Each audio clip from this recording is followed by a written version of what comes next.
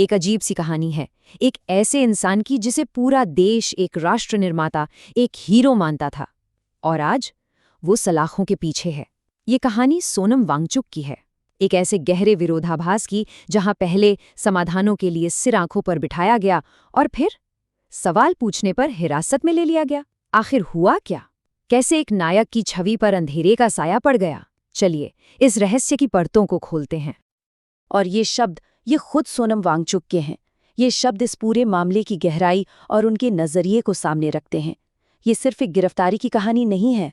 नहीं, ये उससे कहीं ज्यादा है। आज हम इस पूरी गुत्थी को 5 हिस्सों में सुलझाने की कोशिश करेंगे।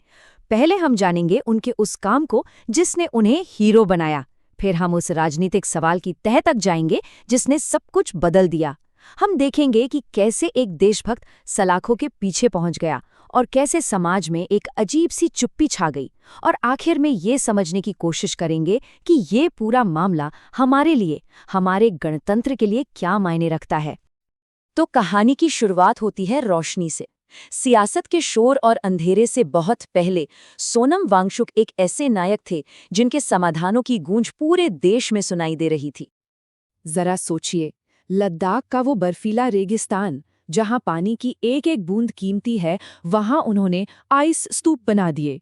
जहां हमारे सैनिक ठंड से जूझते हैं, वहां उन्होंने सोलर एनर्जी से गर्म रहने वाले टेंट बना दिए। उन्होंने तो शिक्षा की पूरी दुनिया ही बदल दी।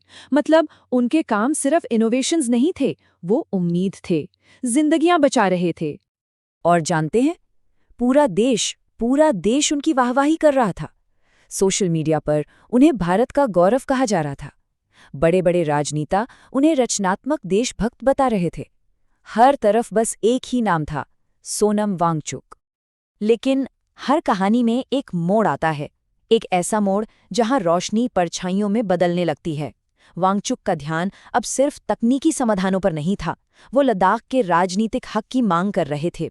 और बस यहीं से सब कुछ बदल गया, हमेशा के लिए।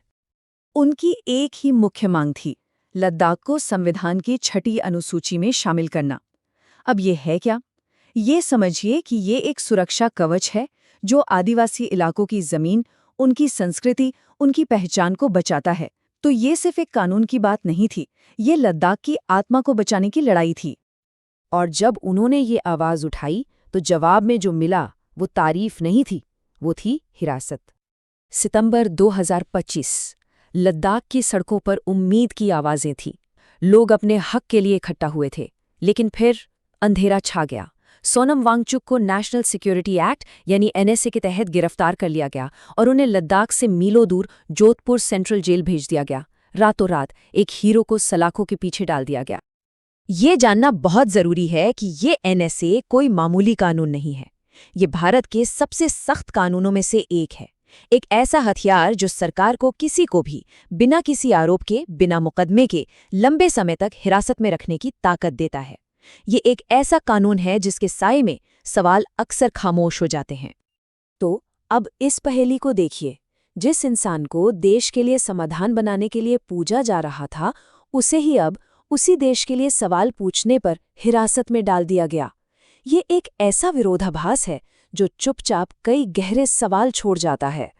और किस्मत का खेल देखिए, जिस इंसान ने बंजर जमीन को पानी दिया, उसे जेल में कथित तौर पर खराब पानी की वजह से बीमार होना पड़ा। लेकिन कहते हैं उन सलाखों के पीछे भी वो थमे नहीं। वो वहां दूसरे कैदियों को कुछ सिखा रहे हैं, चींटियों पर रिसर्च कर रहे हैं, जैसे वो बाहर की इस दुनिया के शोर से कहीं बहुत दूर चले गए हों। अब इस कहानी को थोड़ा और बड़ा करके देखते हैं। ये कहानी सिर्फ एक इंसान की नहीं है, ये उन अनगिनत आवाज़ों की है जो सरहदों से उठती हैं और फिर खामोशी में खो जाती हैं। गणतंत्र दिवस की परेड का लाइव स्ट्रीम चल रहा था। हजारों, लाखों मैसेजेस की भीड़ में एक अकेली, कांपती हुई आवाज़ दिखी, सोनम वांगचुक को रिहा करो। बस एक। उनकी गिरफ्तारी के बाद जो एक शोर था, वो लगभग गायब हो चुका था। एक वक्त था जब सोशल मीडिया पर उनकी तस्वीरों पर रिस्पेक्ट के लाखों कमेंट्स थे। लोग उनकी कहानियां शेयर कर रहे थे। और आज उनकी कानूनी लड़ाई पर एक अजीब सी चुप्पी है, जैसे लोगों की याददाश्त से उन्हें धीरे धीरे मिटाया जा रहा हो। और ये कोई नई कहानी नहीं है, ये तो एक पुराना जाना पहचाना पैटर्न है। हमारे सीमांत इलाकों, चाहे वो नॉर्थ ईस्ट हो या लद्दाख, उनकी संस्कृति की तारीफ तो खूब होती है, पर जब वही लोग अपने राजनीतिक हक की बात करते हैं तो उन पर शक की निगाहें टिक जाती हैं। तो आखिर में ये कहानी हमें कहाँ लाकर खड़ा करती है? सोनम वांगचुक की हिरासत सिर्फ एक केस नहीं है, ये एक आईना है जिसमें हम सबको झांकने की जरूरत है। ये हमें ये सोचने पर मजबूर करती है कि आखिर ये कैसा गणतंत्र है जो अपने नायकों की पूजा तो करता है, पर सिर्फ तब तक जब तक वो चुपचाप काम करते रहे और सत्ता से कोई सवाल न करे। और सोचिए, अगर सोनम वांगचुक जैसा इंसान, जिसने हमेशा नफरत नहीं सिर्फ समाधान दिए, उससे अंधेरे में धकेलकर भुलाया जा सकता है, तो ये सवाल अब सोनम वांगचुक का नहीं रह जाता। ये सवाल हम सबका है। ये सवाल इस गणतंत्र की रूह का है। आखिर जो गणतंत्र अपने सबसे ईमानदार नागरिकों को भूल जाता है, वो खुद को कैसे याद रखेगा?